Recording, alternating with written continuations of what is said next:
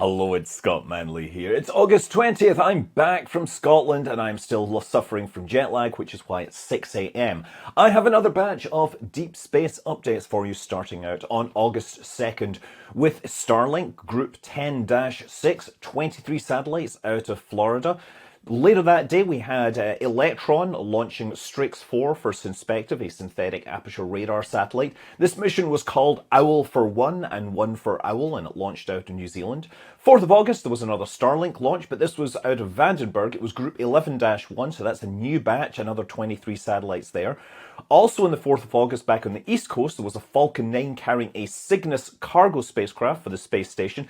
This one was called Dick Scobie, after the commander of Challenger, the Challenger mission disaster. So this is the second of 3 launches that are being carried by SpaceX, while Firefly are building a replacement for the Antares launch vehicle. It also, in addition to all the cargo for the space station, which I presume includes a bit extra food and water and stuff for the astronauts up there, since we've had a couple of extra astronauts for a few more months than expected. They also had a bunch of satellites for the Ilana 52 mission, which included the SciSat-1 and Dora. On the 6th of August, we had a Long March 6A launching out of China, carrying a payload for the Shanghai Spacecom Satellite Technology Company, SSST. So this was 18 flat-pack communication satellites for their 1,000 Sails constellation, also known as Qianfan. This is the basically Chinese version of Starlink. Now, that's great, first launch, but the second stage had a debris shedding event, and hundreds of pieces of debris have been found in the orbit. So that is going to be a problem. This is like an 800-kilometer orbit. It's going to take some time for that debris to come down. Again, it appears that the Long March 6A has problems with passivating their second stages, because this is not the first time this has happened. I really hope they get this fixed, because we can't have them dropping hundreds of pieces of debris every time they drop a handful of satellites into those orbits. 10th of August, Starlink, 21 satellites, Group 8-3 out of the East Coast. 11th of August, another Electron launch, this one called A Sky Full of Stars. They're again launching a synthetic aperture radar satellite, but this one was for Capella Space. It was Acadia 3, again out of New Zealand. 12th of August, Falcon 9 Vandenberg Space Force Base carrying two pairs of satellites, or 2 satellites for the Arctic Satellite Broadband mission. So this is a pair of satellites which are launching into Molniya orbits. That is, these highly eccentric 12-hour orbits. And so there's a pair of satellites going to sit in this orbit. Presumably one will be down at perigee while the other is up at apogee. And because they're in these like 60+ degree orbits, they are able to maintain continuous communications over the poles. So I think this is the first time we've seen a Molniya satellite launched by SpaceX, which is kind of neat. 12th of August, yet another boring Starlink mission, Group 10-7 from the East Coast. 15th of August, we had Soyuz and launching Progress MS-28, another cargo mission for the International Space Station with logistics, again, all the cargo, the supplies and everything like that. I'm not sure they need to send up any extra supplies for the international side since Cygnus just went up, but I won't be surprised if there is some extra buffer room being added there.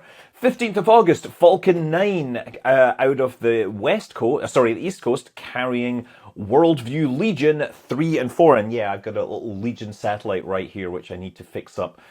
So yeah, these are reconnaissance satellites, which are able to provide higher resolution imagery than a lot of the other commercial satellites.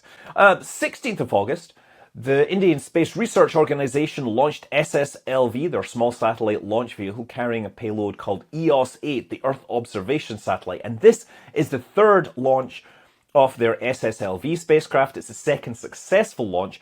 And with that, they've announced that the development of this rocket is complete and they will begin to move into like serial production. This is a 4-stage all-solid rocket. Well, the 4th stage is like a liquid for like trimming the velocity in orbit. Can put 500 kilograms into orbit, and they claim that they have a turnaround time of something like 72 hours, so it can be used for responsive launches when needed.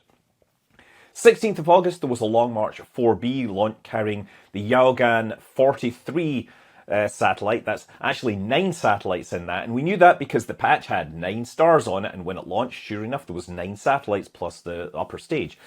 Interestingly, this is also the first time that Long March 4B launched out of Jichang.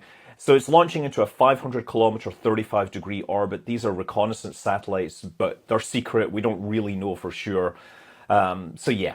And 16th of August, we had Falcon 9 launching Transporter 11 out of Vandenberg Space Force Base. This was carrying 114 smallsat payloads into sun-synchronous orbit. Now, 114 payloads are not all paying SpaceX directly. Most of these are via payload aggregators who buy like a port and they attach a dispenser, which will launch a bunch of satellites for their customers. One example is D-Orbit's Ion spacecraft, which is a space tug that will carry a bunch of payloads. This one was called Magnificent Monica. We also had like the Hawk 10, A, B, and C. There was a bunch of SARS payloads, synthetic aperture payloads for like Capella Space. There was the first satellite for Senegal. Congratulations to that. But the largest would be Planet Labs, which launched 36 of its Dove satellites, and also Tanager 1, which is its first hyperspectral imaging satellite. And I think on the same day, they also announced a big deal with NATO to supply them with imagery. And just minutes ago, as far as I'm concerned, we had a Falcon 9 launching Starlink on booster 1085. This is the first launch of a new booster, and it was supposed to be launching Crew 9, but Crew 9 is delayed, so they get to launch some payloads and make sure the booster is flight proven for the crew. It's landed on the barge and it's now heading home to be refurbished, hopefully for a launch with Crew 9 next month. Because, of course, Starliner is still at the station right now. We've had one more press conference since the last week's one, or week before that I discussed, which I made the whole discussion. I think they have to decide by early September whether they are keeping the crew there and performing the undock. Presumably, they will have the software sorted by then. But yeah, still no announcement. Again, I still think that it's probably fine, but probably isn't good enough. I think really the fact is that, if you look at the era of the Space Shuttle, Space Shuttle was an in-house vehicle. People had invested their reputation in these, and so there was a bit more there's a bit more incentive to push through when you thought things were marginal. But now it's a third party. People are feeling much more comfortable to speak their minds and say, we're not 100% sure on this. But anyway, we're gonna find out in the next couple of weeks whether they launch. Elsewhere, a vehicle which is actually supposed to be an in-house, NASA-built vehicle, SLS, the Office of Inspector General published a very, a not great report on the management of the project of the SLS-1B. That is the larger second stage, right? The exploration upper stage, which is going to have 4 RL-10 engines and vastly increase the capabilities of SLS. It'll finally make it a somewhat useful rocket, even if it is still ridiculously expensive. So yeah, Boeing is the primary contractor on this, and yeah, some quotes from this. It was stated that it has been difficult to attract and retain contractor workforce with aerospace manufacturing experience, partly due to the location in Louisiana and lower employee compensation relative to other aerospace competitors. There was a bad chunk of an oxygen tank, which they were basically having to throw out because of welding issues that arose due to Boeing's inexperienced technicians and inadequate work order planning and supervision. And another one is, Boeing's process for addressing contractual non-compliance has been ineffective, and the company has generally been non-responsive in taking corrective actions when the same quality control issues reoccur. In short, yeah, SLS and Boeing, yeah, I'm sure, I don't know if there's going to be any supporters in the comments, but if you have anything nice to say, please come forwards, because really, we need some more positivity in the world. It can't all be just crapping on Boeing the whole time. Anyway, moving on to another NASA project, the Viper rover, which, of course, still cancelled, but the NASA is taking industry proposals, and I think that's going to be open until September 2nd. One interesting one that was actually announced during an earnings call was Intuitive Machines stated that they are trying to put together a coalition to take over the mission and that they would fly it on their Nova D lander, which is still in development, but it should be able to deliver the half-ton rover and still have payload space left over. Now, that would still mean that we've got a mass simulator flying on the Griffin lander, but it does show that there are actually active interest in the industry to make Viper more than just a museum piece. Axiom, they announced the crew for the AX-4 private mission to the International Space Station. This is going to be commanded by Peggy Whitson, who last commanded AX-2 in May of 2023. So we have 3 astronauts from India, Poland, and Hungary. Shubhanshu Shukla, who was one of the 4 that were picked for Indian astronauts, he's going to be flying to the ISS. We have Slavos Uzansky, I don't know, of Poland. I'm sorry about that. You're an amazing person, even if I can't pronounce your name. And Tibor Kapu of Hungary. So the Polish astronaut, who I'm not going to murder his name again, he is actually an ESA reserve astronaut, which means he trains like an astronaut with the European Space Agency, but he's not eligible for European flight assignments.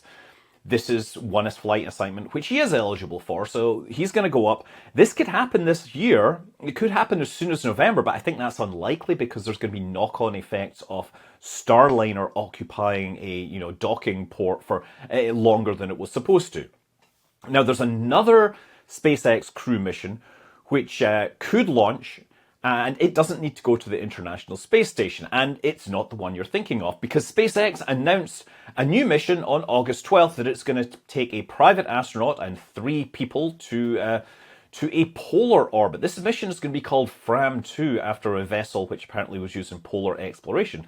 So it's going to be a Crew Dragon launched into like a 450-kilometer orbit directly over the poles to look at the aurora. So no crew mission, by the way, has ever gone over the pole. Like, I think the highest inclination mission has been up around 65 degrees. But it's paid for and led by a guy called Chun Wang, who's a crypto dude that heard about Bitcoin on Slashdot and started working on it. And guess what? He's made a ton of money. He's now a citizen of Malta, which is possible if you have the right resources. And he's going to be picking...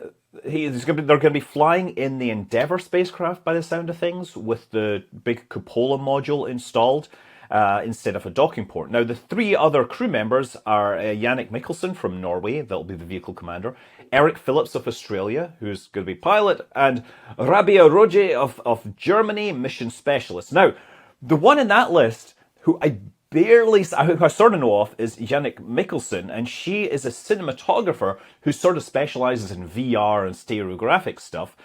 And that's great, because guess what? We've got this massive cupola and it's flying over aurora zones. You're going to have an actual cinematographer up there trying to figure out how to capture this. That sounds like a great idea, but she also was a cinematographer on a movie called Stowaway, which I was sort of involved in, making some comments on the script and getting some stuff changed here and there, and you can actually hear my voice in that movie if you watch it. Anyway, the other crew mission, which is a little more, coming a little sooner, is Polaris Dawn. We just had a press conference yesterday with Jared, Kid, Anna Menon, and Sarah Gillis.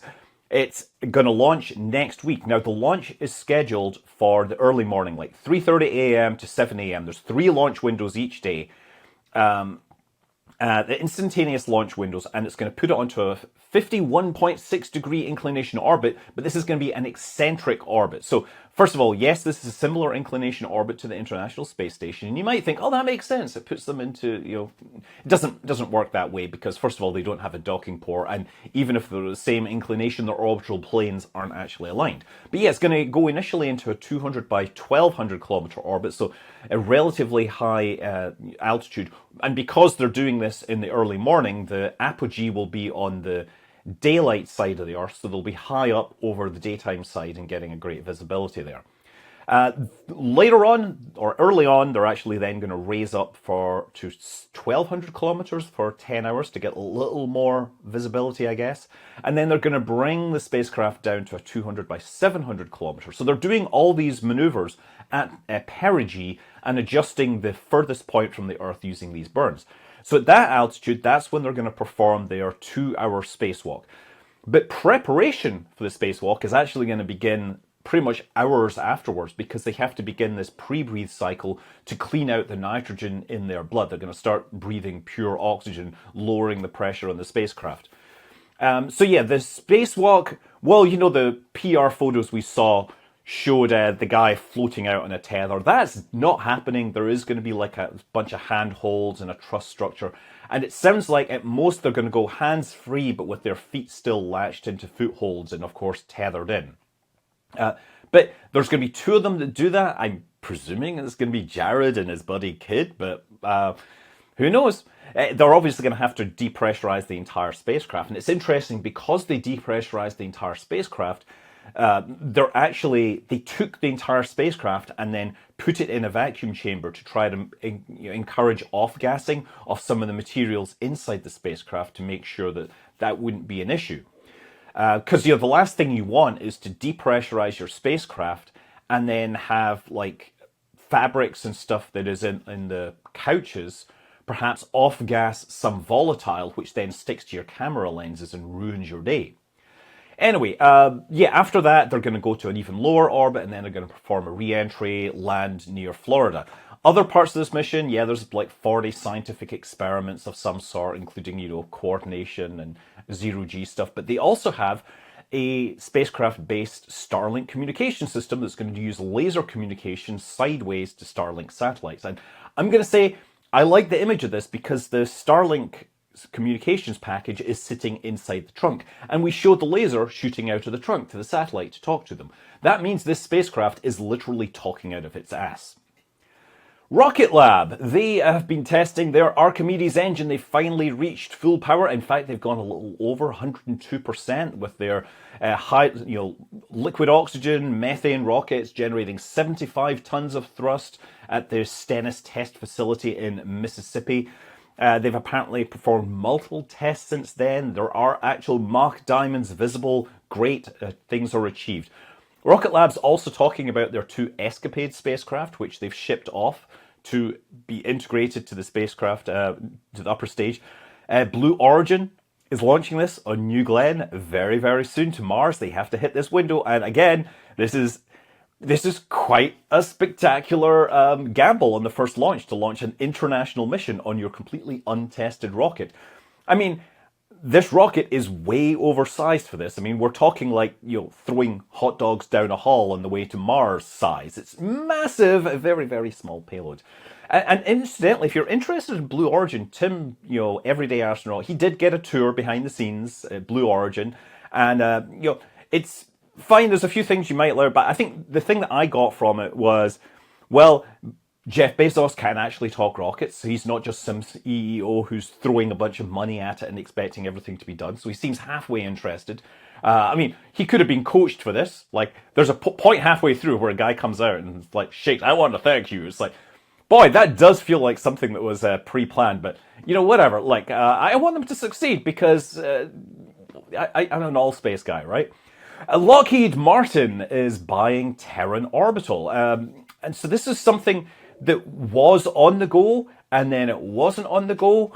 So it finally has decided that they're buying it for like $0.25, 25 cents per share. Oh dear. For a while it was up at $1 per share. But Lockheed Martin owns a fair chunk of that company already, and it kind of makes sense for them to bring it in before they actually go bankrupt. That wouldn't be a disaster. But what would be a disaster is if, say, you were testing your spacecraft or your rocket on the pad and it exploded. And that happened to Rocket Factory Augsburg just yesterday. They were testing their rocket at their SaxaVord Spaceport. Now, previously they had tested it with 5 engines, and then they had added 4 more engines to bring it up to 9, and they started performing tests, and this one went spectacularly wrong. Very early on, right away, you can actually see debris flying out of the base of the rocket, so it looks like a high-pressure failure of some kind, probably in the power head. Moments later, we then see this giant jet of flame burnt shooting out the side. And that, to me, looks like a pipe rupture, like in the top of an engine or something. It doesn't look like a failure in a tank, because a tank, it doesn't tend to produce a jet like that when you have a... Yeah, anyway. as this burns, it just gets worse and worse, and eventually you cut forwards and you can see just the rocket falling over, the liquid oxygen scattering, and yeah. So the test stand is apparently fine. The rocket is going to have to be replaced, and so will the engines, and they'll have to figure out what went wrong before they start doing this again. And finally, in the last few hours, last 12 hours or so, JUICE, the Jupiter Icy Moons Explorer, it flew past the moon and got us a bunch of cool photos. They're not really scientific photos, it's just very cool to have a spacecraft fly by the moon and beam back live photos, which were actually picked up by amateur satellite watchers, amateur radio fans in Europe. So this is the Jupiter Icy Moons Explorer. It's on its way to Jupiter, but it has to fly by the Earth, and then to Venus, and then the Earth, and Jupiter in 2031. Today, it's actually flew by the moon yesterday, and it'll actually fly by the Earth today. So we're going to get more live footage from it, live images, maybe not live footage. But yeah, 2031 is when that's going to get there, and hopefully Europa Express will launch later this year, and it'll join it in exploring the Jovian system. And so with that, that's the end of the Deep Space Updates. We're hoping we'll finally see Starliner come home. We're hoping that Polaris Dawn takes off. Jared, best of work. You go enjoy yourself. I really hope that the toilet works this time. I'm Scott Manley. Fly safe.